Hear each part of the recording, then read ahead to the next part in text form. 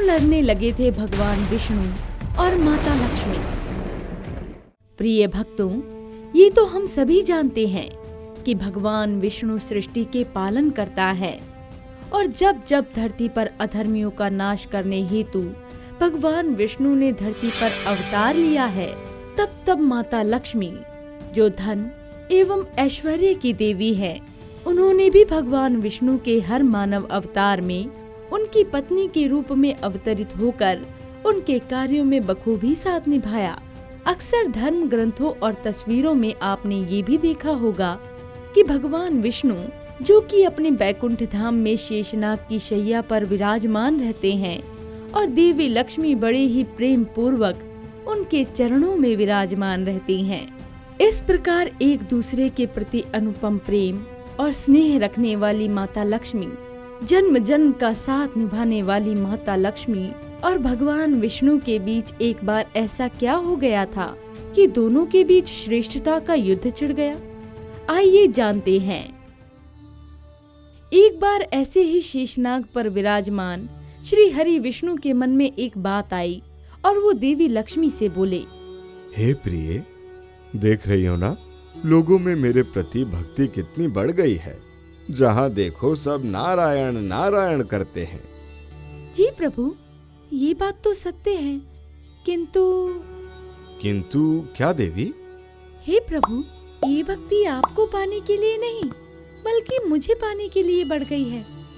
हे प्रिय, अगर ऐसा है तो लोग लक्ष्मी लक्ष्मी का जाप क्यों नहीं करते हैं? इस प्रकार अपनी बातों का कटाक्ष सुनते ही देवी लक्ष्मी को क्रोध आ गया और माता लक्ष्मी बोली, यदि आपको मेरी बातों पर विश्वास ना हो तो क्यों ना इनकी परीक्षा हो जाए, सत्य अपने आप ही सामने आ जाएगा।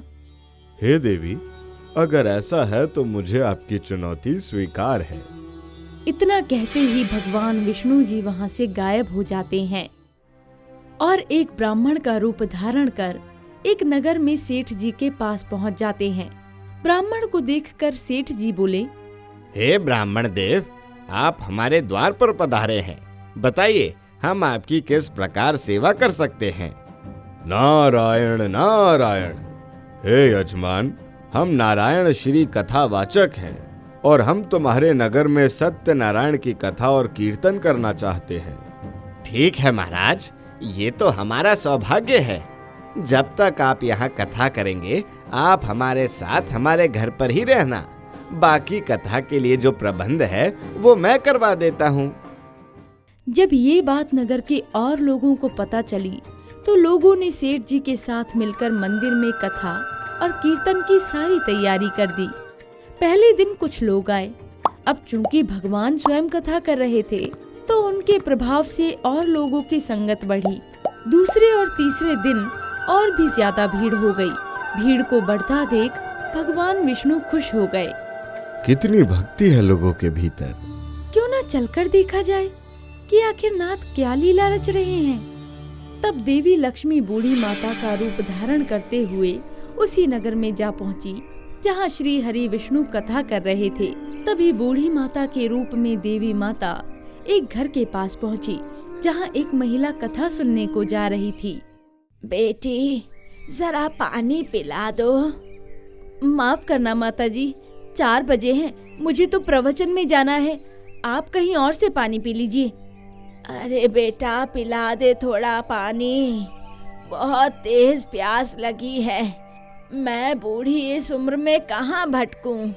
हाँ। महिला ने घर के अंदर से लोटे में पानी भरकर देवी माँ को लाकर दिया। माता ने पानी पिया और जब लोटा वापस दिया तो वो सोने का हो गया। ये देखकर महिला बोली, अरे, लोटा दिया तो पीतल का था पर वापस लिया तो सोने का कैसे हो गया? ये तो चमत्कारी माता है। माता जी, आपको तो भूख भी लगी होगी, आइए खाना भी खा लीजिए। अगर बूढ़ी माता खाना खाएगी तो मेरे बर्तन भी सोने के हो जाएंगे।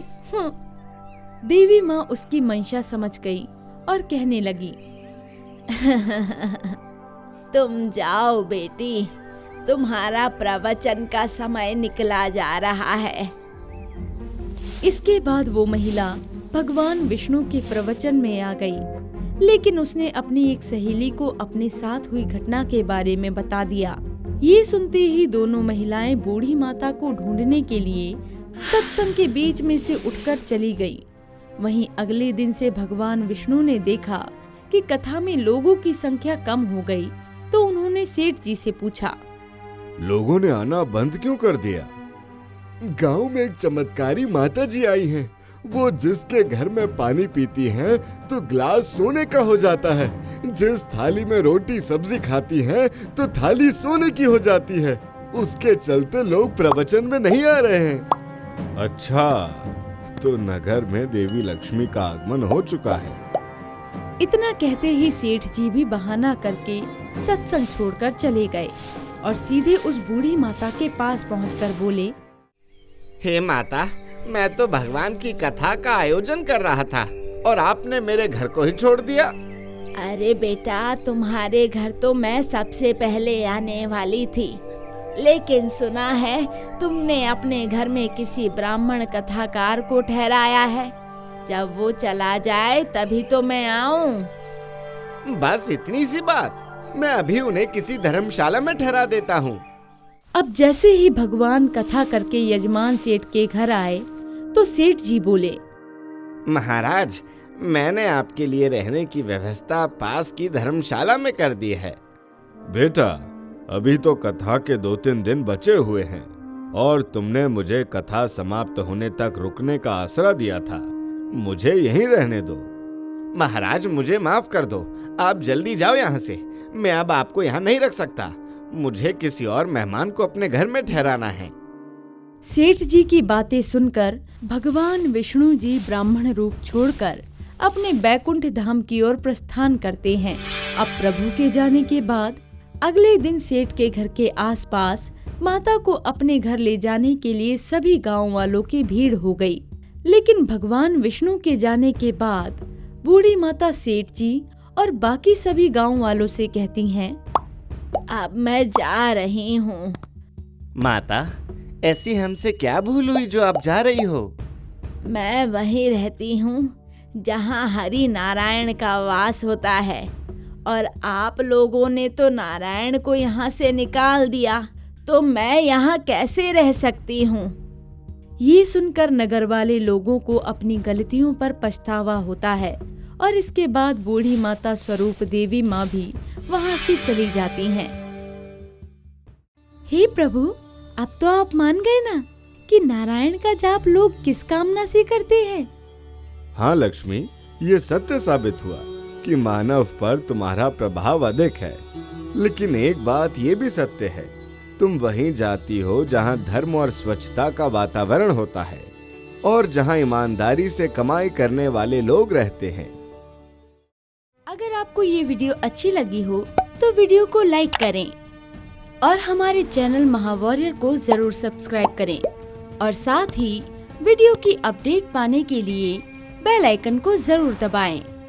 और आप अगली कहानी किस महावॉरियर की देखना चाहते हैं, आप हमें ये भी कमेंट्स करके बता सकते हैं।